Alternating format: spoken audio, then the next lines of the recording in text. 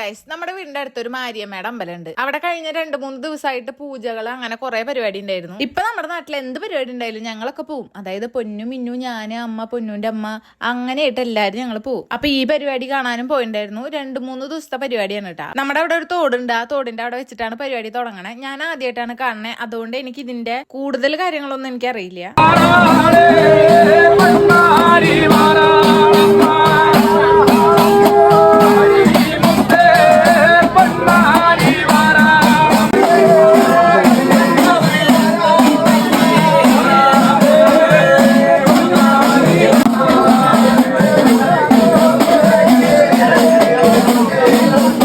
അങ്ങനെ ഈ തോടിന്റെ അവിടെ നിന്ന് കരകയറ്റിയിട്ട് അമ്പലത്തിൽ കൊണ്ടുവയ്ക്കും. ഈ ചടങ്ങ് കഴിഞ്ഞപ്പോ പിന്നെ ഞങ്ങൾ ഭക്ഷണം കഴിക്കാൻ പോയി. ഇതാ അവിടെ ഫുഡ് ഉണ്ടാക്കിയിരിക്കുന്ന ആളാണ് കേട്ടോ, മിന്നുന്റെ അച്ഛൻ.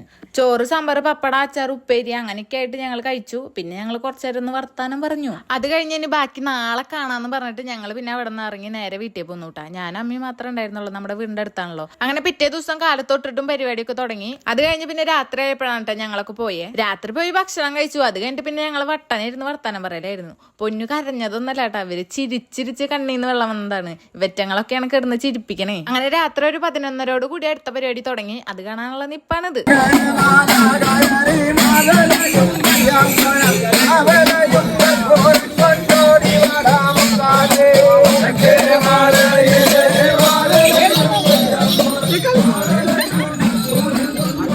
പിന്നെ ഒരു 12 മണി 12:30 കൂടി മാവിളക്ക് എന്ന് പറഞ്ഞിട്ടുള്ള ഒരു പരിപാടി കഴിഞ്ഞു. അതാണ് കേട്ടോ ഇതിനെ മാവിളക്കുന്നാണ് എൻ്റെ അടുത്ത് പറഞ്ഞു തന്നെ. ഇനി ഇതിൽ വല്ല തെറ്റുണ്ടോന്ന് അറിയില്ല. ഇത് കഴിഞ്ഞിട്ടും പരിപാടി ഉണ്ടായിരുന്നു. പക്ഷെ ഇത്ര വീഡിയോ എടുത്തുള്ളൂ കേട്ടാ. അപ്പൊ ഇത്രയുള്ള വീഡിയോ. ബൈ.